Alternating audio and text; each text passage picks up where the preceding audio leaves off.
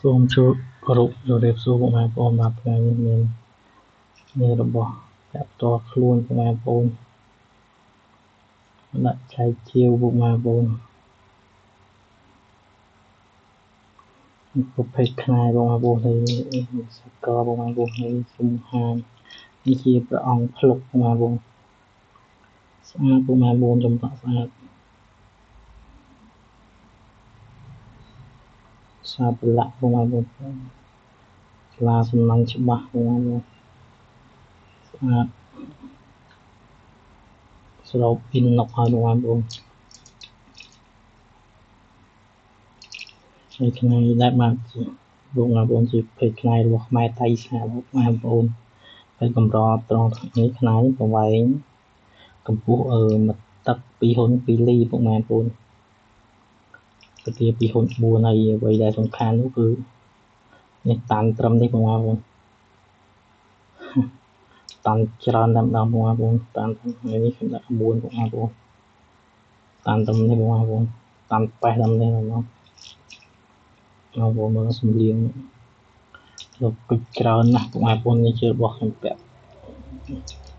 នេះបងប្អូនហើយនេះ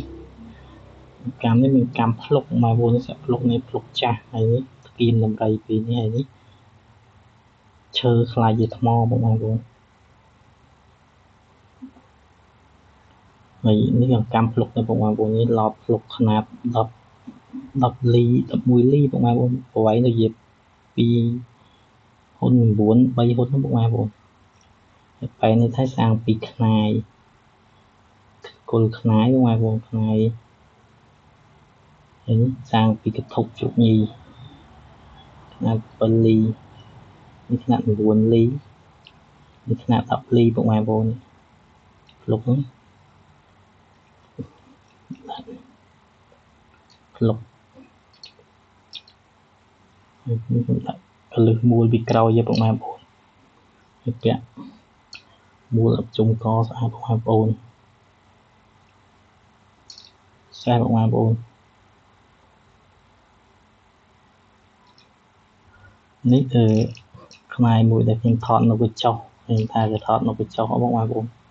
យូរខែទៅជា7ខែមុនខ្ញុំថតស្រុកនៅកញ្ចក់តែហ្នឹងខ្ញុំអត់ថតស្រោបទេខ្ញុំគិតខ្ញុំថតដាក់មួយខ្សែកម្មខ្សែចឹងដំរីបុរាណនេះបងប្អូននេះថ្ងៃខ្ញុំថតថ្ងៃនៅស្រុកថ្ងៃមុនចឹងបងប្អូនមានខ្សែអាចចែកបានមកចែកតែថ្ងៃបានឬក៏ចែកជាឈុតជាបានណាបងប្អូនរបស់ខ្ញុំពាក់ផ្ទាល់ខ្លួនបងប្អូន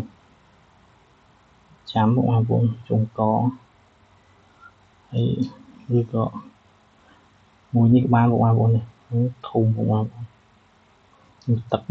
3ជាងបងប្អូន2ហ៊ុន6បងប្អូនពទាចង់